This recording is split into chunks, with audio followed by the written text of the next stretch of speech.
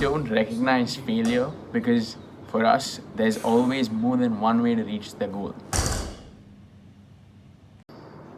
This was said by Tim Grover, who is Kobe Bryant's ex trainer and Michael Jordan's ex trainer. And he said this in one of his books. So, the essential concept that surrounded the whole situation was that you cannot have only one route to reach your goal, right? There's always going to be some sort of goof up, some sort of mess up that's going to happen, and you got to be ready with that alternative path. And you got to be ready for the alternative of the alternative path also. You got to have plan A, plan B, plan C.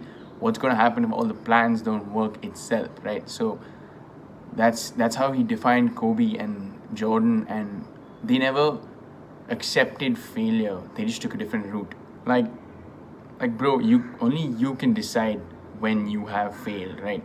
But most people let others do that decision making for them. Like there's so many times where you've screwed up in a certain situation, which is normal, and there's always a way to bounce back from it 99.9% of the time. And you just listen to your friends, you listen to your parents, you listen to your teachers or whatever, saying that it's what you've done, you failed. You like, no one actually said it out loud, but you get the behavior pattern itself. So people meaning you need to learn how to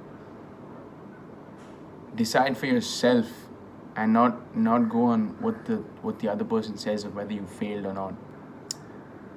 And you gotta trust yourself, right? When you fail, one of the biggest things that happens is, and I say when you fail as in when one of your routes don't work out, you gotta give yourself that trust still, because there's gonna be people, and I know a lot of people, including myself, my old self, who would lose trust in their instinct, who would lose trust in what the instinct would actually act on. And when you lose faith in yourself, you reach this thinking stage, which I'll talk to you in another video about. But most people, when they fail, they lose trust in themselves. But the greats, the cleaners of the world, the Jordans, the Tiger Woods, all of them, they trust themselves more because they know they can handle that situation. Okay, so how you decide upon which route to take is pretty important, right? If once the first route doesn't work out, how do you go about the second route, the third route? So there's two main things you can do, right? It's either change your direction slightly or change it completely, and we're going to talk about that right now. Okay, so when you supposedly fail, right, you have two routes to take. So you either have the route of shifting your focus slightly, making a quick correction, or you have the route of completely changing your direction, right? So there are two instances, and you got to understand which one to take, otherwise that might be a little bit of a goof up. So let's get into that. Okay, so let me give you a smallish example of changing your direction slightly, and this is what I did. So let me give you a little story. In 9th grade, I joined another school, basically, and we had a subject called history and civics. And in my old school, I was damn good at that subject, and it was a joke, to be honest. So I would go study the night before and go for the exam, and I'd get a 79 or a 99 on 100 or 98 on 100, and if you're lucky, might get 100 on 100. So when I came to the new school, we had history and civics there also, and I obviously want to do the same strategy, right? Because why try and fix something that's not broken? And same strategy I followed. I came for the paper and I wrote the paper. I was like, went swimmingly well. I'm guessing I got like a 100 for sure, like a 98. I get my paper back, and it's a 31 on 80, which is a fail.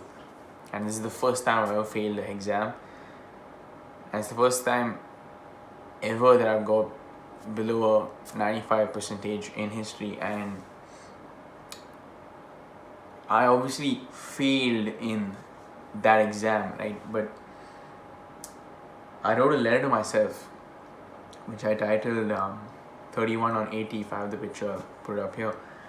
And I had to analyze what went wrong, obviously.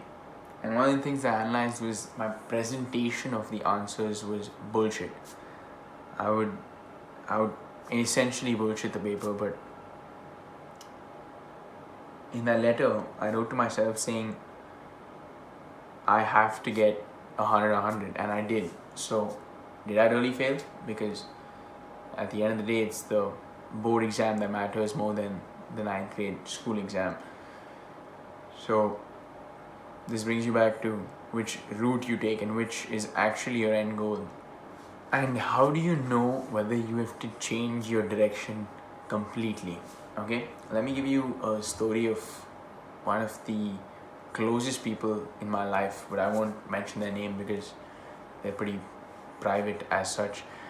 So his goal in life, in my opinion, he's never openly told me, but this is what I assume it to be because it is what his job is and it's what he's passionate about, is at the end of the day helping people. So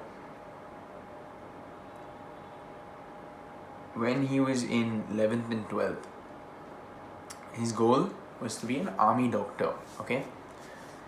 And in about 12th grade, when his board exams were there, his main exams, in English, he got a 44 or something really low, like a 36 something on 100 or whatever.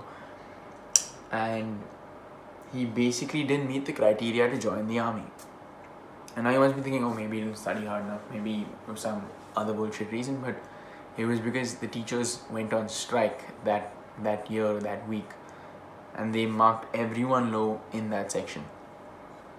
So, over the course of 2 nights, from being a science student and wanting to become an army doctor, he decided to completely turn things overnight and changed his whole direction towards chartered accountancy.